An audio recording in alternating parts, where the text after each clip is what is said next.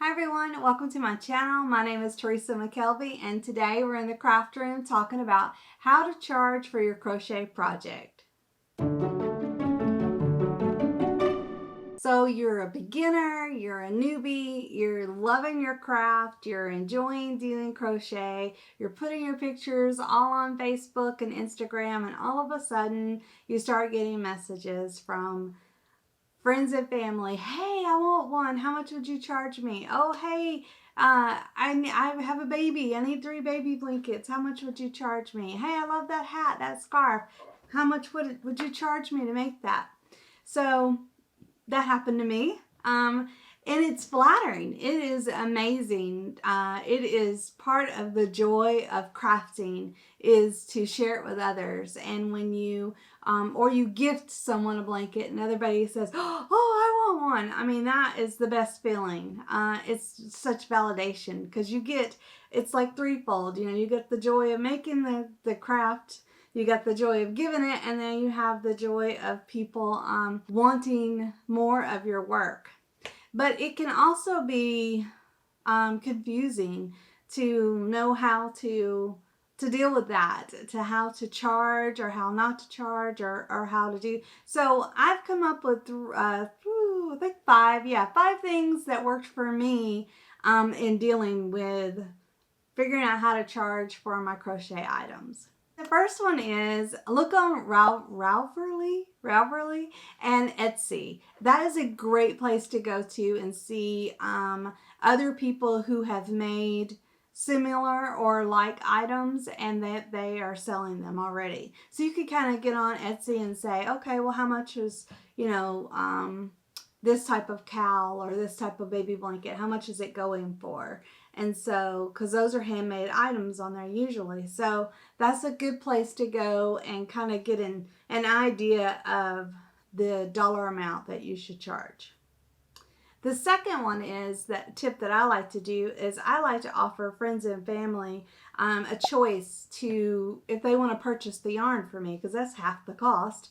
And so if they want to buy the yarn, then I only charge them for, for my time.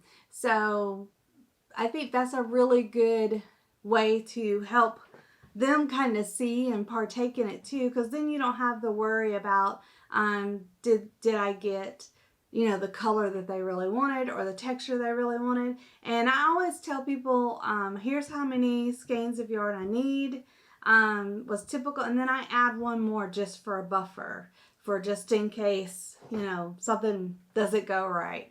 So I offer for them to allow them to purchase the yarn themselves.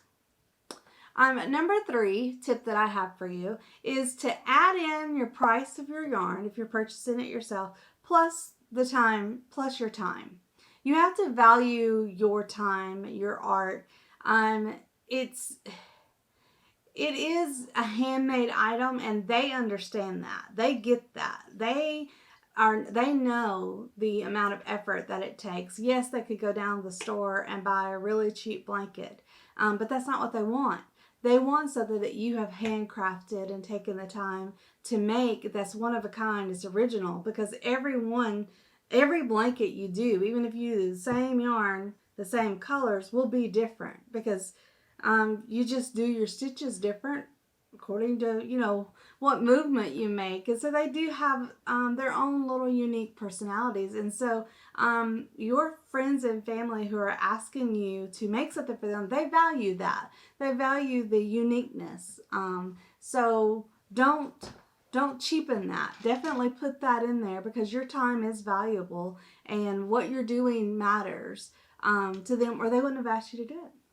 Okay, so number 4, don't feel pressure to sell things at all. Yes, just because everyone is asking you does not mean that you have to. You can say, hey, you know what, I'll add you to my Christmas list, or I will try to get you one, that you can have. You don't have to sell. You don't feel that pressure because sometimes you can start selling and it takes away the joy of creating.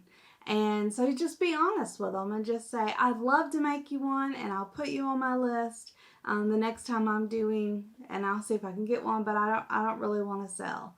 And I think there's nothing wrong with having a hobby that you enjoy and just gifting with others. You don't, so my tip is don't feel pressure to sell things. Just thank them and, add them to your list and maybe make them something for Christmas or their birthday. My last tip comes from my days when I used to work and I had a career.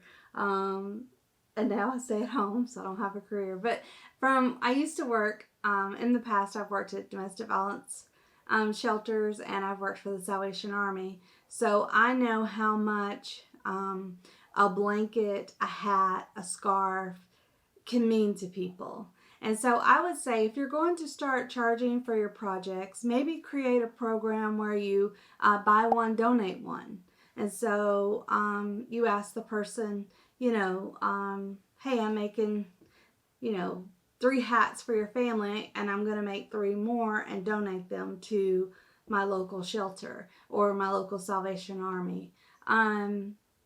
That I just think that makes people even more want to, not everyone, I can't say everyone wants to help, but it makes you feel good to know that you have bought something plus helped someone else. So I think that's a really good plan that would work for you, even if you don't want to sell your items. You want to continue making them and you're like, well, these are piling up and I don't have a great big family to give out to. Definitely go to your local Salvation Army and contact your United Way. Say, hey, what organizations? There's so many. There's an elderly feeding program. Maybe I could do some wheelchair lap blankets to donate, to give to them, or hats, or for the elderly, or a nursing home. So you don't always have to charge for your projects. But if you do, value yourself, value your time, value your art, because that person that asked you already values it, or they wouldn't have asked you.